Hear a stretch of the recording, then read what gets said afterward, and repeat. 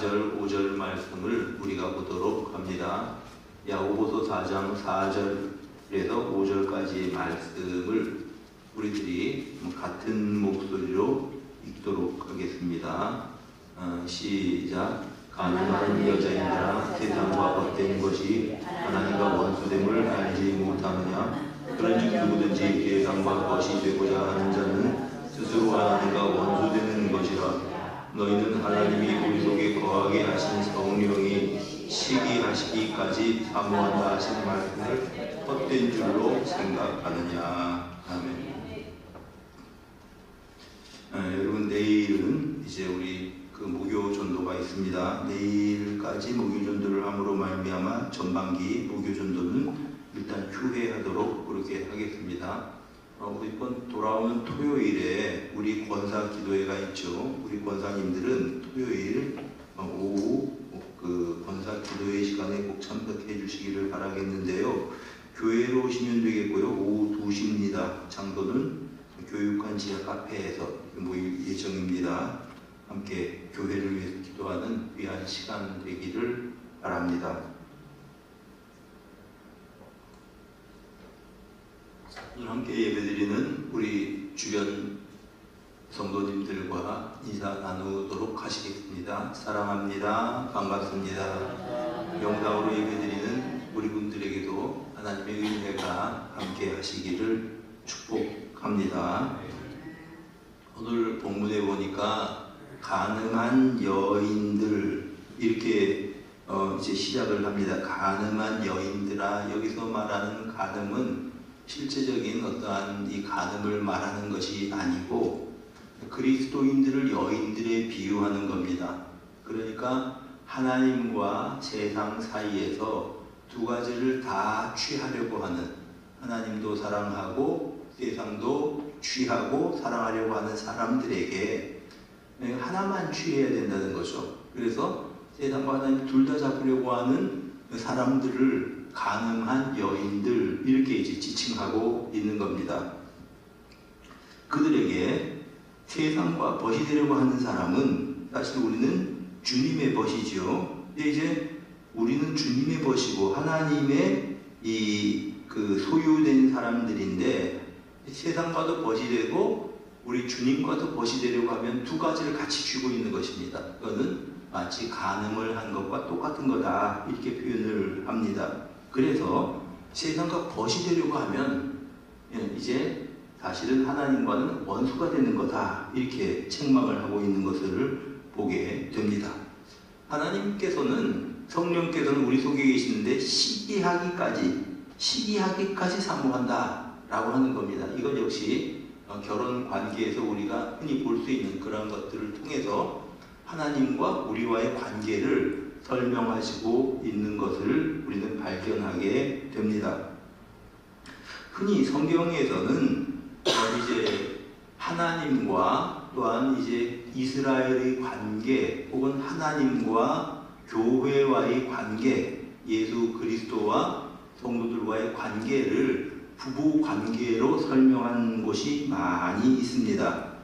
구약 호세아서에서는 끊임없이 하나님을 섬기면서 동시에 우상을 섬기고 바알을 좇고 하는 그런 이스라엘 백성들을 이렇게 이 호세아서를 통해서는 아주 가늠한 여자들처럼 이렇게 가르치고 있습니다.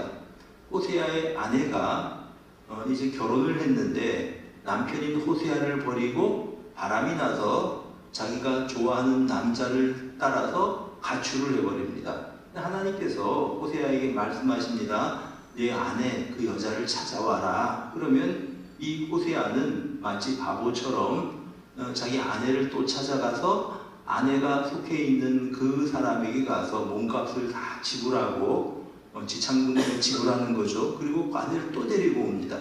그러면 그 아내가 조금 잘 지내는 것 같다가 또 가출을 해버립니다. 그러면 하나님께서 이제 말씀을 하시기 때문에 호세아는 또 와서 자기 아내를 찾아오는 것이지요. 이런 상황을 가지고 하나님께서는 호세아에게 내 입장과 내 입장이 똑같다 이렇게 말씀을 하십니다. 그래서 그 당시에 하나님과 바알을 함께 섬기려고 했었던 그 이스라엘을 향해서 하나님께서 이렇게 말씀을 하시는 겁니다. 호세아서 2장 14절에 보니까 그러므로 보라 내가 그를, 여기서 말하는 내가 여기서 하나님을 의미하는 것이고요. 그는 이스라엘 사람들입니다. 이스라엘을 사일러서 거친들로 데리고 가서, 거친들은 어디입니까? 이제 나라가 망하게 되어 있어요. 나라가 망하면 포로가 된 그곳이 거친들입니다. 그 거친들로 데리고 가서 거기에서 위로한다. 그들이 고통을 당하고 압박을 당하고 눈물을 흘리고 그렇게 될 때에 하나님께서 거기서 그들을 위로하신다는 겁니다. 그리고 거기서 비로소 그의 포도원을 그에게 주고 아골 골짜기로, 자, 아골 골짜기는 어딘지 여러분 잘 아실 겁니다. 아간을 거기서 이제 사람들이 처형을 했던 그 골짜기가 아골 골짜기입니다. 그러니까 죽음의 골짜기라고 하는 뜻이죠. 아골 골짜기 하면 죽음의 골짜기의 대명사입니다. 우리 찬송을 부르면서 아골 골짜 빈들에도 라고 할 때에는 바로 그런 죽음의 골짜기까지 가겠다고 하는 신앙의 고백입니다. 자, 그에게 그 아골 골짜기로 소망의 문을 삼아 줄 것이다. 죽음의 골짜기 다시 한번 소망과 생명의 곳이 되도록 전환시켜 주시겠다고 하는 겁니다. 그들이 하나님을 버리고 그러니까 이제 마음대로 살아가고 바알을 섬기고 하던 그들이 하나님 그냥 두지 않으시고 그들이 포로가 되도록 만들어 주셔서 저 외국 땅의 포로로 가서 그때 가서 그들을 타이르시고 그리고 그곳이 아골 골짜기가 소망의 문이 되게 해 주시겠다라고 하는 그러한 말씀입니다. 그리고 이제 2장 19절에는 이렇게 말씀을 합니다. 내가 너에게 장가들어 영원히 살되 공의와 정의와 은총과 긍휼히 여김으로 내게 장가들며. 자, 여기서 내가 하나님이죠. 내게 누굽니까? 이스라엘 백성들이죠. 내가 너에게 장가들어서 영원히 살게 되겠다. 결혼하겠다고 하는 말씀입니다. 결혼은 뭡니까? 두 사람이 함께 합해서 같이 죽음이 갈라놓기 전까지 같이 살아가는 것이 결혼입니다. 이와 마찬가지로 이제 하나님께서는 그 이스라엘 백성들에게 장가를 들어서 영원히 같이 살겠다. 공의와 정의와 은총과 긍휼히 여김으로 장가를 들겠다. 또 진실함으로 내가 장가를 들겠다. 이제 내가 여호와를 알리라. 그때서야 하나님의 마음이 어떤지 알게 될 것이다. 이러한 말씀을 일러 주셨습니다. 예레미야 선지자는 하나님께서 이스라엘 백성들이 광야에서 주님을 따르던 때를 예레미야서 2장 2절에는 내 청년 때의 인애와 내 신혼 때의 사랑이라고 표현을 했습니다. 이스라엘 백성들이 광야에 있을 때 우리가 보면 맨 원망한 것 같고 맨 불평한 것 같고 그런 우여곡절이 많은 것이 광야였습니다. 근데 하나님께서는 그 광야 생활을 어떻게 인정해 주시냐 하면은 내 청년 때의 인애와 신혼 때의 사랑, 하나님과 이스라엘 백성들이 결혼을 해서 신혼 때의 사랑이라고 보아주신다는 겁니다. 그리고 이제 신약을 보더라도 하나님께서 그 주님의 사랑, 주님과 교회를 이제 남편과 아내로 비유한 곳이 많이 있습니다. 바울 사도는 이 정결한 신부처럼 성도들을 신랑이신 예수께 중매하는 사람이다. 고린도후서 11장 2절에는 이렇게 말씀을 하고 있습니다. 요한계시록에는 이제 새 예루살렘이 등장을 하는데 새 예루살렘은 신랑입니다. 그리고 그 신랑은 이제 이 새 예루살렘 신부는 교회입니다. 교회 새 예루살렘인 신랑과 신부가 결혼을 하는 것이 어린 양의 혼인잔치죠. 그러니까 여기는 이제 주님과 교회를 신랑과 신부로 이렇게 비유를 했다. 이런 말씀입니다. 우리가 이렇게 이 결혼 관계를 통해서 주님과 우리들과의 관계를 표현한 이유가 가장 피부에 와닿게 가장 쉽게 하나님과의 관계를 이해할 수 있는 방법이기 때문에 그렇습니다. 마치 부부관계가 신랑과 신부가 언약을 통해서 죽기 전까지, 죽음이 갈라놓기 전까지 서로가 서로에게 책임을 지고 서로가 서로에게 의지하는 관계이듯이 하나님과 우리와의 관계가 그런 언약의 관계라고 하는 것을 우리에게 일러주시는 것입니다.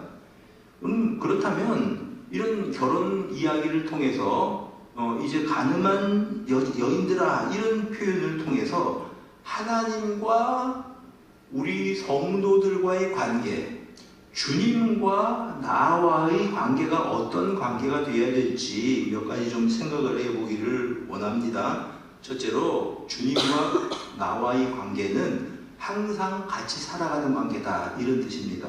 항상 함께하는 관계다라는 것이죠. 여러분, 낯선 남녀가 만납니다. 그래서 서로서로 대화를 하면서 마음이 열리고 또 서로서로 꿈을 주고받고 하다가 같이 결혼하기로 작정합니다. 그럼 어떻게 됩니까? 같이 그때부터 살아가는 것입니다. 여러분, 참 이상한 거는 매일 만나서 이야기하는 친구가 있죠. 그런 경우들이 여러분 다 있을 겁니다. 이제 너무 이제 친구가 좋아서 너무 그 친구하고 함께 있고, 그 친구가 우리 집에 와서 막 자기도 하고, 나도 또 이제 그 친구하고 같이 자기도 하고, 그래서 저하고 친구하고가 그 잊지 못하는 기억이 있는데, 길을 하나 건너서 있거든요. 걸어가면 한 1km, 2km 정도 됐을까? 같이 교회도 다니고 하는 친구였는데, 나이 20살 때 일이에요. 근데 얼마나 친구하고 사이좋게 지냈는지, 좋았는지 매일 만나요. 매일 만나는데, 매일 만나서 이야기를 해도 할 이야기가 있어요. 참 신기하죠. 근데 지금 뭐 떨어져서 오랫동안 가끔 연락만 하는 사이가 되지만, 내가 만약 그 친구를 오랜만에 서로 연락을 하고 있었기 때문에 소식은 듣고 있죠. 만났다고 생각해 봅시다. 그걸 만났을 때는 지금 생각해 보면 별로 할 얘기가 없을 것 같아요. 그 아이가 관심을 가지고 있는, 그 친구가 관심을 가지고 있는 거하고 그 친구가 또 섬기는 교회 지휘자로 있거든요. 그 교회의 상황, 또 내가 섬기는 교회하고 다르잖아요. 그러니까 대략적인 거, 너 이제 손주가 참 뭐 이렇게 잘 크니 뭐 그러고 몇 마디 하고 나면은 같이 이야기할 게 별로 없을 것 같아요. 그냥 언제 할 말이 많은가 하면 항상 만나서 같이 서로 교제할 그때는요, 매일 만나서 이야기해도 매일 만나서 할 이야기가 있더라고요. 그러면서 그건 참 신기하다, 그런 생각을 해본 적이 있습니다. 여러분, 부부는 그런 거 아닙니까? 같이 지내면서 이 이야기 저 이야기 하여도 할 이야기가 많은 것이 바로 부부입니다. 같이 살아가는 것이죠. 주님과 나와의 관계가 바로 그런 관계입니다. 같이 살아가고 같이 삶을 나누고 같이 교제하는 관계가 그런 관계다라고 하는 말입니다. 그래서 어떤 사람은 왜 결혼을 하셨습니까? 아내 되시는 분하고 부인하고 어떻게 결혼하셨습니까? 그러면 그렇게 대답을 합니다. 둘이서 교제를 하다 보니까 헤어지는 시간이 너무 싫어서 같이 만나서 같이 교제도 하고 뭐 밥도 먹고 또 뭐 차도 마시고 이럴 거 아니에요. 젊은이들 같으면 뭐 나름대로 어디 같이 가기도 하고, 그런데 헤어지는 시간이 너무 싫어서 같은 집에 살기로 결정했습니다. 이렇게 대답을 하는 사람도 있습니다. 결혼은 같이 사는 거예요. 우리가 주님과 나와의 관계는 같이 살아가는 관계입니다. 떠날 수 없는 관계, 헤어질 수 없는 관계가 주님과 나와의 관계입니다. 하나님께서는 그의 백성인 이스라엘과 함께 계시고 싶어 하셨습니다. 그래서 어떻게 하셨냐 하면 이스라엘 백성들 사이에 성막을 세워놓게 하셨습니다. 그 성막은 하나님이 거하시는 거처, 하나님의 집입니다. 거기에 언약궤를 안치해 두었습니다. 그러면 사람들이 성막 주변에 쭉 진을 치고서 있으면서 성막을 보면서, 저 성막에는 우리 하나님이 계신다, 하나님이 우리 가운데 함께 거하고 계신다, 이렇게 생각을 한 겁니다. 나중에 성전을 지었을 때에는 이스라엘 백성들이 예루살렘 시온산에 세워진 그 성전을 보면서, 맞아, 하나님께서 이스라엘 가운데에 우리와 함께 살고 계신다, 그곳은 하나님의 집이다, 이렇게 생각을 하였던 거죠. 그러니 내가 너희와 항상 함께 한다 라고 하는 가현적인 표현 혹은 가시적인 표현이 성막이요 성전이었습니다. 자, 성막과 성전. 그런데 사실은 성전은 이제 무너지고 말았죠. 나중에 다시 성전을 세우기도 했지만 솔로몬 성전은 무너지고 말았다고 하는 말입니다. 그런데 예수님께서 이 세상에 오셨을 때에 그 예수님이 그 백성들 가운데에 살아가셨던 그런 것을 이렇게 표현을 합니다.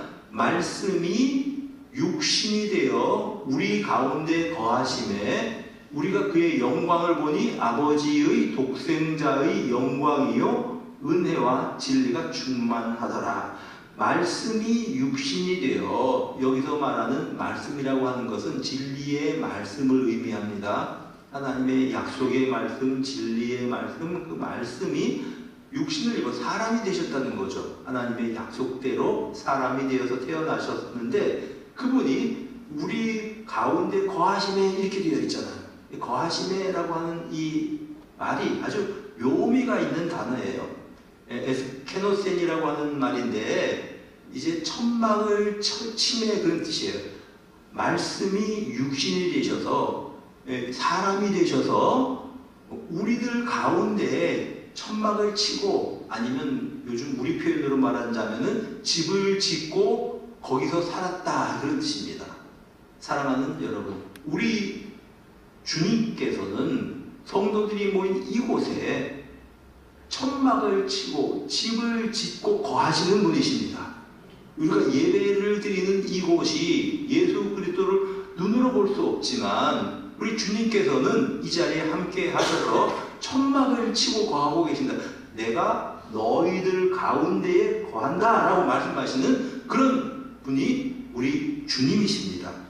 그래서 그의 영광은 은혜와 그 독생자의 영광이고, 독생자의 영광이라고 말씀을 하고 있고, 은혜와 진리가 충만하다 그런 뜻입니다.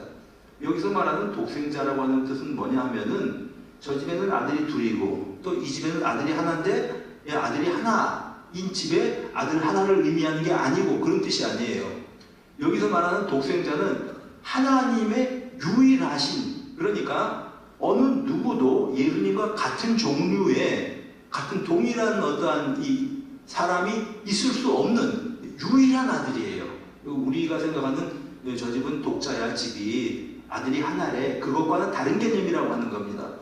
다른 무엇과도 대체할 수 없는 하나님의 유일하신, 고유하신 아들이라고 하는 뜻이에요. 그분이 예수 그리스도신데 그분이 우리 가운데 거하신다 그런 뜻입니다. 그분이 우리 성도님들과 함께 거하신다고 하는 말씀이십니다. 성령께서 우리 가운데 거하셔서 우리 마음 속에 계실 때 그 성령은 떠나지 않으십니다. 우리와 함께 계십니다. 늘 함께 거하신다고 하는 말씀입니다. 때로는 사람들이 우리 주님께서 함께 계신다고 하는 사실을 잊어버리죠. 누가 잊어버리냐면 내가 잊어버려요. 내가 의식하지 않고 살아갈 뿐입니다. 그러나 주님은 나와 함께 거하고 계시는 겁니다. 그래서 이런 이 표현이 있죠. 그리스도는 이 집의 주인이시요, 식사 때마다 보이지 않는 손님이시요, 모든 대화에 말없이 듣는 이시라. 그리스도는 내가 사는 나의 집의 주인이시라고 하는 말입니다. 식사 때 보이지 않지만 식사 때 같이 앉아서 식사하시는 그런 분이시다라고 하는 겁니다. 그리고 내가 가족들과 함께 이야기하고 혹은 친구와 함께 이야기하면서 밥을 먹고 있을 때도 그 자리에서 말없이 우리 이야기를 듣고 계시는 분이시다라는 그런 그 시기가 있습니다.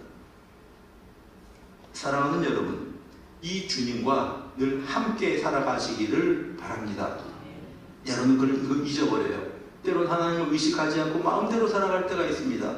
그럴 때에 우리 주님께서는 우리를 향하여서 이렇게 초청을 하시는 거죠. 요한계시록 3장 20절에 보면은 볼지어다 내가 문 밖에 서서 두드리노니 누구든지 내 음성을 듣고 문을 열면 내가 그에게로 들어가 그로 더불어 먹고 그는 나로 더불어 먹으리라.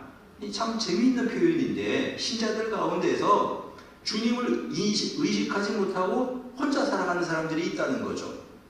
우리 교회도 주님을 의식하지 못하고 우리 교인들끼리만 모였다 흩어지는 교회가 있을 수 있다는 거죠. 라오디게아 교회를 향해서 우리 주님께서 이렇게 말씀을 하십니다. 볼지어다 내가 문 밖에 서서 두드리고 있다. 주님은 그들 가운데 계시지 않는다는 겁니다. 제발 좀 문을 좀 열어다오. 너희가 문을 열면 내가 그 사람에게로 들어가서 그로 더불어 먹고 그도 나로 더불어 먹으리라. 사랑하는 성도 여러분, 주님을 내 인생의 문 밖에 세워두지 마시고 주님과 함께 살아가십시오. 무엇을 하든지 나 혼자 결정하고 혼자 인생길을 걸어가지 말고 보이지 않지만 내 곁에 계시는 주님과 함께 걸어가는 여러분들이 되시기를 바랍니다.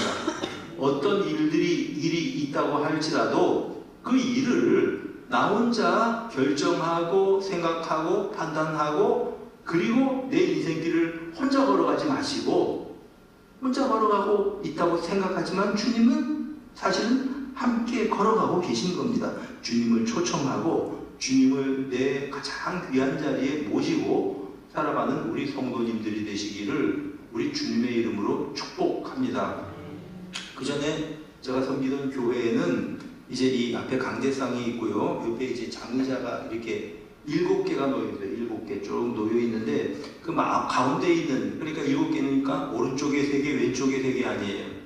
그 7개 있는 자리는 아무도 못 앉게 했습니다. 그러니까 그 교회 목사님이, 그 원로 목사님이 있죠. 돌아가셨는데 그분이 가지고 있던 생각은 뭐냐 하면 이 가운데는 주님의 자리예요. 주님이. 빈의자로 놔둬요. 근데 이제 어떻게 생각을 하시냐 하면은 늘 이 자리에 우리 주님께서 앉아 계신다라고 의식을 한 거예요. 그래서 이제 7개가 쭉 있으면은 가운데 의자,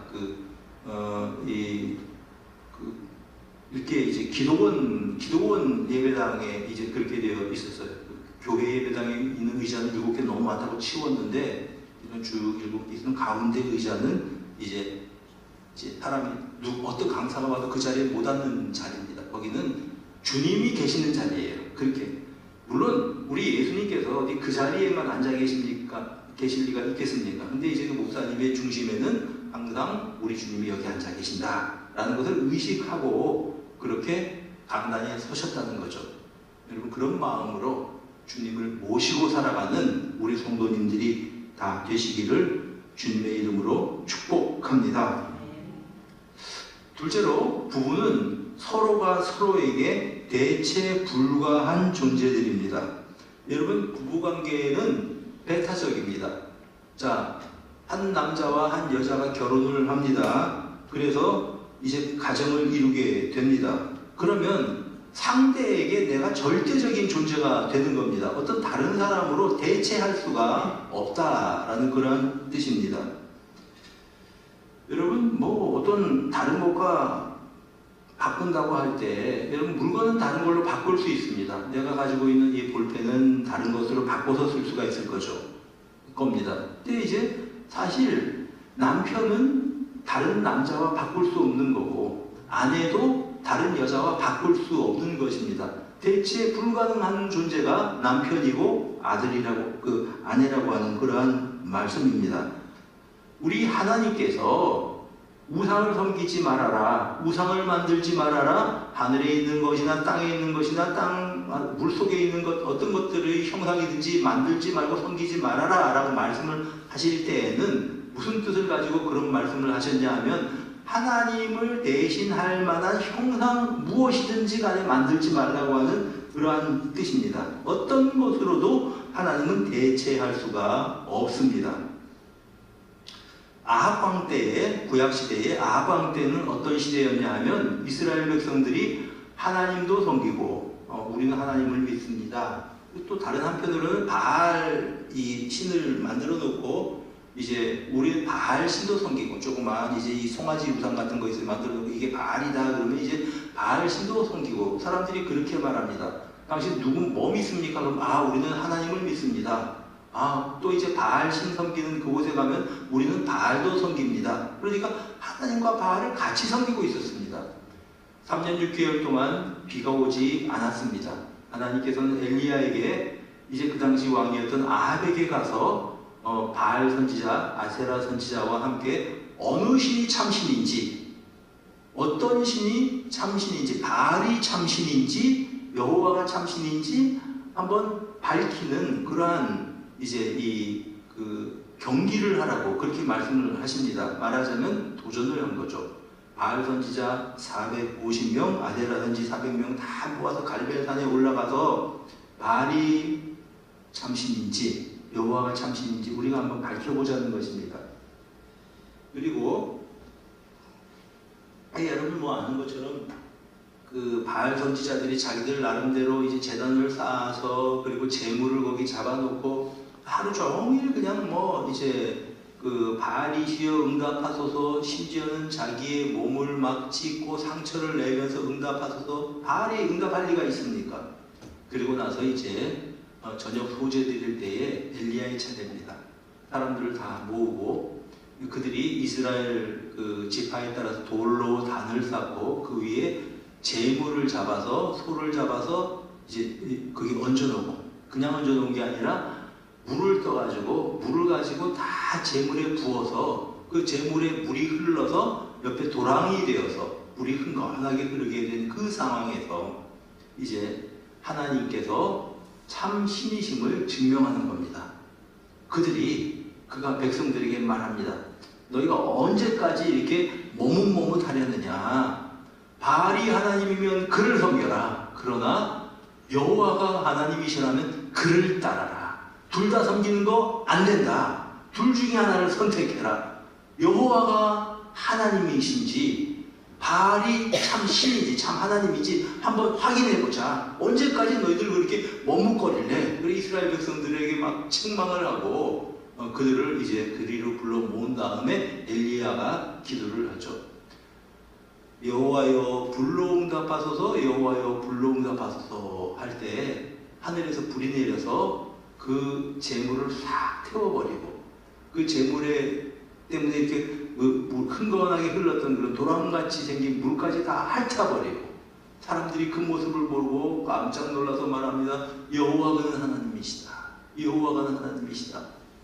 그래서 바알 선지자들을 다 잡아가지고 기손시대가에서 다 죽여버릴 거 아닙니까? 여러분 왜 하나님께서 그런 일을 하라고 하셨을까요? 그들은 농사의 신이 바알이니까 농사짓는 우리는 바알신 섬기면 돼. 또 여호와 하나님은 광야에서부터 우리를 섬긴 우리 조상들이 섬긴 신이니까 그분도 섬겨야 돼. 바알이 됐든 여호와가 됐든 우리에게 복만 주시면 되지. 이런 생각입니다. 하나님께서 그들에게 요구하시는 건 아니야. 바알과 여호와는 양립할 수 없는 것이다. 하나님을 섬기려고 한다면 바알을 버리고 하나님만 섬겨야 된다. 이것이 엘리야를 통해서 하나님께서 일러주셨던 그러한 교훈인 것입니다. 오늘은 바알처럼 보이는 그런 이제 우상을 우리는 섬기지 않습니다. 그러나 사람들은 보이지 않는 무엇인가를 우상처럼 섬기고 있는 경우가 참 많이 있습니다. 어떤 사람은 돈과 하나님을 겸하여 섬깁니다. 예수님 뭐라고 말씀을 하셨습니까? 너희가 하나님과 재물을 겸하여 섬길 수 없느니라. 여러분 돈이 필요 없다는 얘기 아닙니다.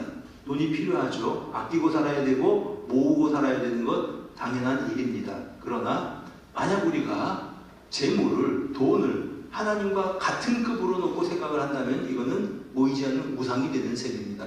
너희가 하나님과 재물을 겸하여 섬길 수 없느니라. 이 예수님 말씀입니다. 어떤 사람은 이제 명예가 그에게는 절대적인 가치입니다.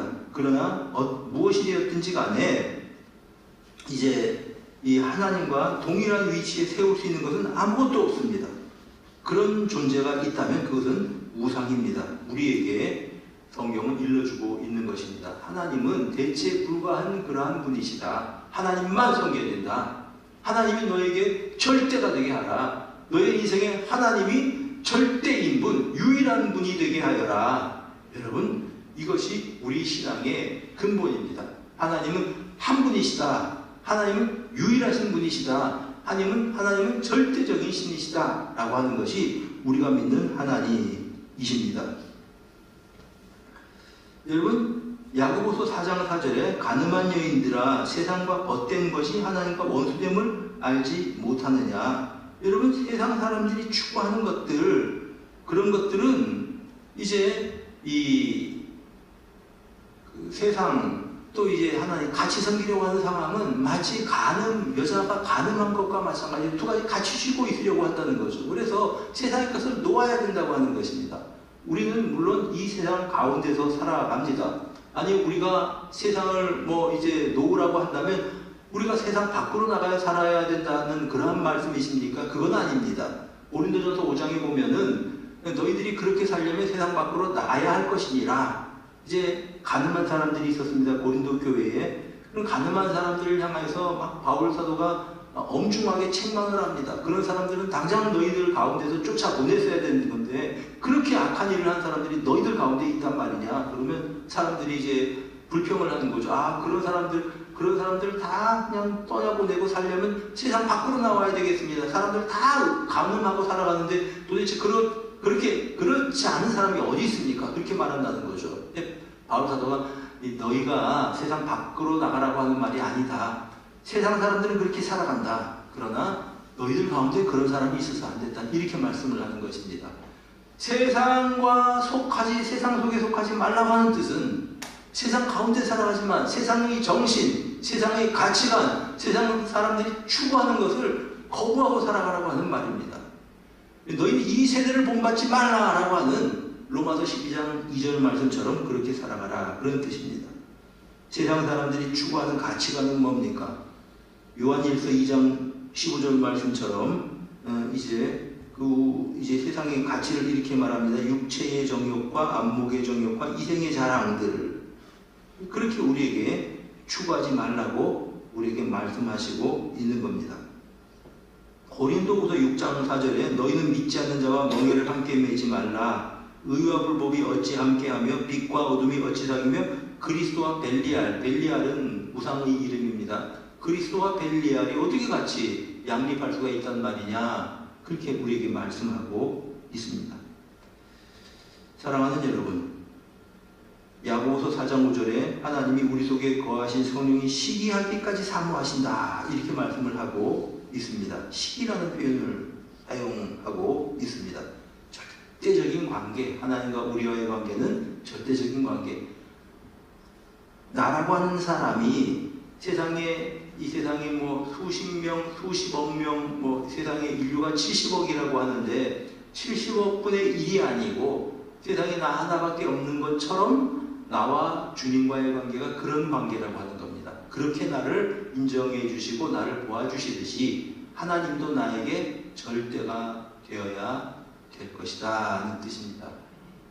내 인생에 있어서 하나님께는 내가 1등입니다. 무슨 말인 거 아니? 하나님 아들 생명보다도 내 생명을 더 귀하게 여기셔서 예수님 십자가를 지셨으니까요. 근데 내 인생에 있어서 하나님은 2등이고 3등이 된다면 얼마나 불공평합니까? 내게 가장 소중한 것은 돈이고, 돈이 1등, 또한 이제 다른 무엇이 2등, 그리고 이제 주님은 3등, 이러면 얼마나 이제 이 불공평한 관계입니까? 하나님이 나에게 있어서 최선의 가치, 최고의 가치, 1등의 가치, 최우선의 가치가 되게 하십시오. 이런 관계가 주님과 우리와의 관계라고 하는 말씀입니다. 실제로 부부는 모든 것을 다 수용하는 관계입니다. 여러분, 직장 생활하면서 직장에서는 내 어떤 진면목이 드러나지 않을 수 있습니다. 친구들과 만날 때는 친구들에게는 내 모습을 숨길 수 있습니다. 그러나 가정에서는 내 모습을 숨길 수 없습니다. 그냥 있는 대로 다 드러나요. 남편과 아내는 다 알고 있습니다. 무슨 말을 할지도 알아요. 이런 상황이면 저 사람이 무슨 말을 하겠구나라는 것까지 알아요, 사람이. 그런 관계가 아내와 남편이다라고 하는 말입니다. 자, 결혼하기 전에는 몰랐던 게 결혼하면 막 드러난다는 거죠. 묵직한 사람인 줄 알았는데 알고 봤더니 무관심한 사람이었습니다. 말이 많은 사람인 줄 알았는데 알고 봤더니 수다스러운 사람입니다. 이런 식으로 결혼하기 전에 연애할 때는 보이지 않았던 그런 점들이 막 드러나는 겁니다. 결혼해서 살다 보면.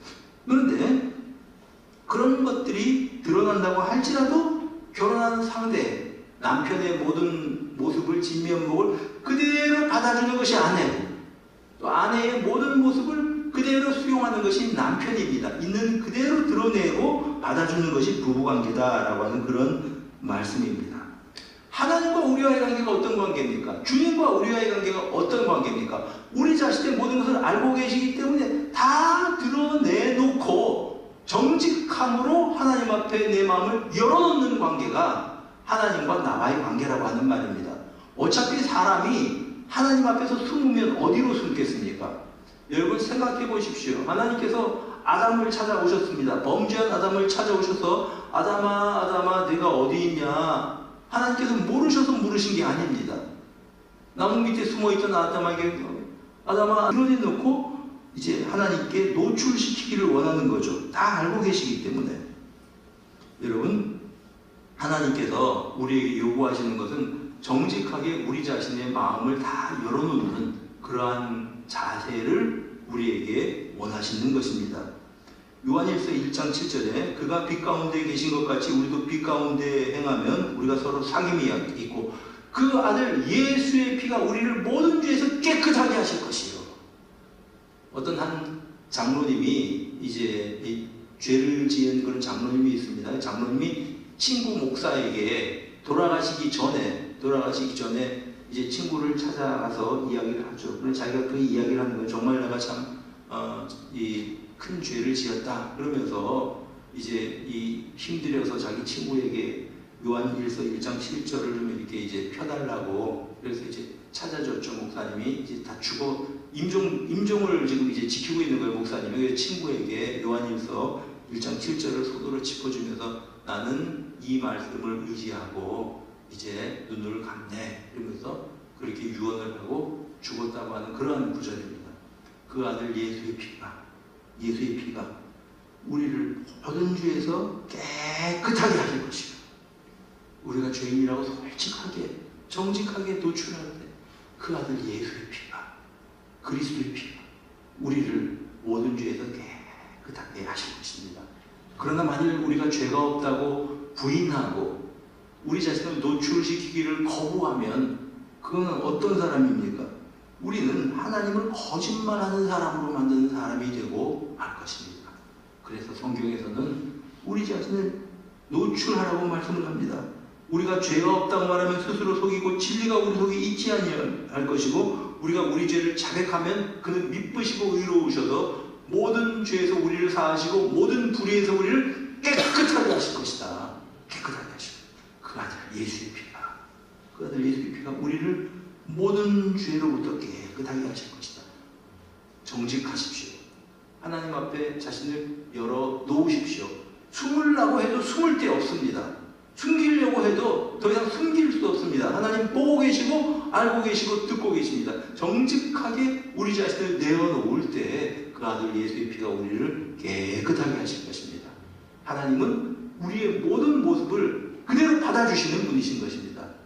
그분과 함께 살아가는 믿음의 삶을 살아가는 성도님들이 되시기를 바랍니다. 하나님과 가까이 하십시오. 하나님과 함께하며 살아가십시오.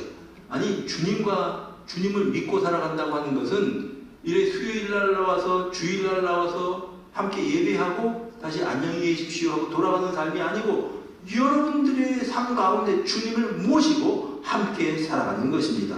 그런 삶을 믿음의 삶을 살아가시는 여러분 모두가 되시기를 우리 주님의 이름으로 축복합니다. 우리 한번 기도합시다.